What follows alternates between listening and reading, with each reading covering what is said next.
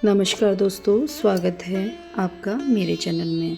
चलिए आज हम जानते हैं, जब अपने ही लोग आपका अपमान करें तो कैसे सहन करें। सबसे गहरा घाव तब लगता है जब चोट किसी और से नहीं अपने से मिलती है, जब शब्द किसी अनजान की नहीं अपने ही प्रियजनों की तलवार बन जाए। आपने अपने जब आपको ही अपमानित करे तब क्या करें? क्या उन्हें जवाब दें या रो लें या भीतर ही भीतर टूट जाए? आज हम जानेंगे, जब अपने ही अपमान करें तो कैसे शांति बनाए रखें। समस्या को समझना। अपनों से अपमान क्यों सबसे गहरा लगता है? हमारे मन की अपेक्षा, ये तो मेरा है, ये ऐसा कैसे बोल सकता है? अपेक्षा ही दुख का कारण है। हमें लगता है जिसे हमने प्यार दिया वो हमें कभी दुख नहीं देगा, लेकिन अपेक्षा करना यानी दुख को निमंत्रण देना, क्योंकि हर आत्मा अपने संस्कारों से व्यवहार करती है और हम यह सोचकर चल रहे हैं कि वो हमारे अनुसार चलेंगे। हर व्यक्ति एक अलग रोल प्ले कर रहा है।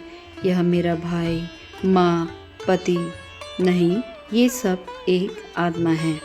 आत्मा के संस्कार उसकी यात्रा से बने हैं, हमारी अपेक्षा से नहीं। जब हम ये पहचान लेते हैं कि हर आत्मा अपने कर्म और संस्कार से चल रही है, तब उसका अपमान भी वैसे ही एक कर्म बन जाता है जिसके हम पात्र नहीं होते, सिर्फ साक्षी होते हैं। जब हम मौन रहते हैं, हम कमज़ोर नहीं होते, हम समझदार होते हैं। तो क्या जवाब देना चाहिए? जी नहीं। जब हम मौन रहते हैं तो हम समझदार होते हैं। जवाब देने से संबंध बिगड़ते हैं, ऊर्जा गिरती है। मौन रहना और भीतर शांति बनाए रखना, यही शक्ति है।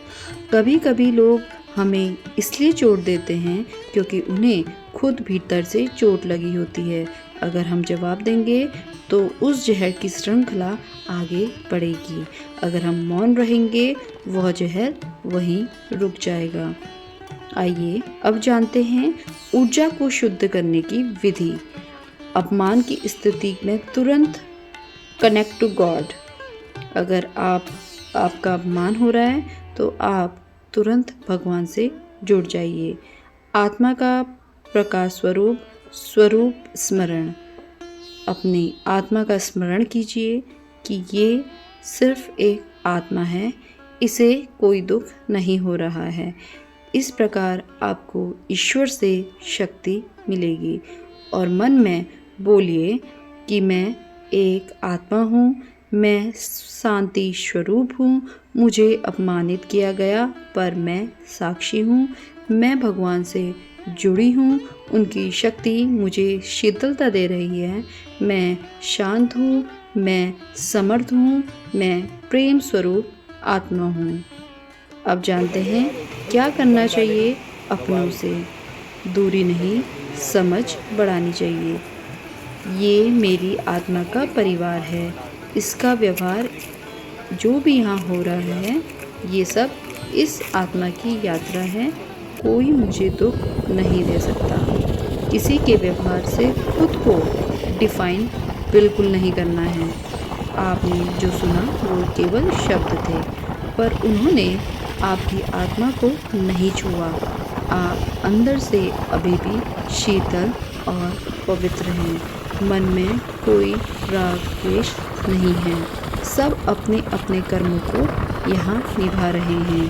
अगर वो आपको कुछ कहता है तो आपको उसका दुख अपने दिल पे नहीं लेना, क्योंकि वो आपके बाहरी आवरण से कह रहा है, आपकी आत्मा से नहीं। और आत्मा तो प्रभु का ही एक स्वरूप है, क्योंकि आप कोई साधारण आत्मा नहीं है। आप तो वो आत्मा हैं जो संसार में ईश्वर का संदेश लेके आए हैं। कैसे क्षमा करें?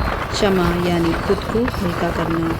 माफ़ करने से हम छोटे नहीं होते और भी ऊंचे हो जाते हैं। Forgive not because they deserve it, but because you deserve peace. माफ़ करना मतलब उस बोझ को नीचे रखना जिसे हम अपने मन में ढो रहे हैं। माफ़ करना मतलब मैं तुमसे मुक्त हूँ और खुद से जुड़ चुका हूँ।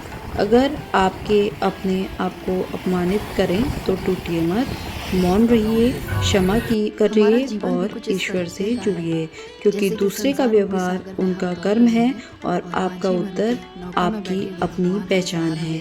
आप प्रेम हैं, आप शक्ति हैं अगर और भगवान का हाथ आप पकड़ के शांति रखोगे हैं। तो जीवन में धन्यवाद सफलता ही दोस्तों। सफलता है और इस भवसागर से अवश्य पार